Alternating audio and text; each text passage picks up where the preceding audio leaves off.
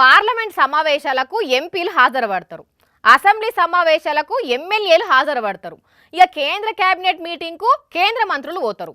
ఇక అదే రాష్ట్ర కేబినెట్ మీటింగ్కు మంత్రులు పోతారు, చర్చలు చేస్తారు, డబ్బు కేటాయింపులు ఉంటాయి, ముఖ్యమైన నిర్ణయాలన్నీ తీసుకుంటారు. ఎట్లా ముంగటికి పోదాము, జనాలకు ఇంకా ఏ పథకం తెద్దామని మస్తు ఆలోచనలు చేస్తారు.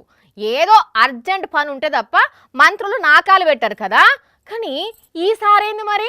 ఆంధ్రప్రదేశ్ రాష్ట్ర ఉప ముఖ్యమంత్రి గారు మళ్ళోసారి కేబినెట్ మీటింగ్ కు డుమ్మా కొట్టిండుల్లో పవన్ కళ్యాణ్ సారు మూడోసారి కూడా మంత్రివర్గ మీటింగ్ కు హాజరవ్వలేదు. ఇది వరకు వరుసెమ్మటి 2 కేబినెట్ మీటింగ్లకు ఓని సారు ఇప్పుడు మూడోసారి కూడా మీటింగ్ లో అడుగే పెట్టలేదు.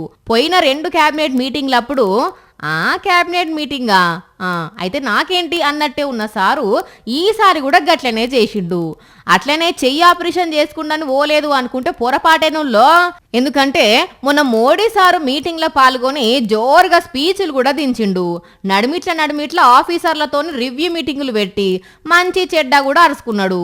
మరి అన్ని పనులు చూసుకొని రివ్యూల మీద రివ్యూలు చేస్తున్న సారుకు చంద్రబాబు అధ్యక్షతన కేబినెట్ మీటింగ్ అనగానే ఏమైతుందో, ఎందుకు చంద్రబాబు లోకేష్ కలిసి ఉండే సమావేశాలకు పోతలేడో గాని ఇప్పుడు పవన్ సారు నాకాలు పెట్టడం రాష్ట్ర రాజకీయాలల్లా కొత్త చర్చలకు మొదలు పెడుతున్నది.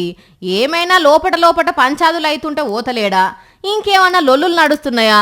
రాష్ట్ర డిప్యూటీ సీఎం అయ్యుండి 3 సమావేశాలకు పోకుండా ఉండడం ఏందని అటు టీడీపీ, బీజేపీ, జనసేన పార్టీల కార్యకర్తలు చర్చించుకుంటున్నారు.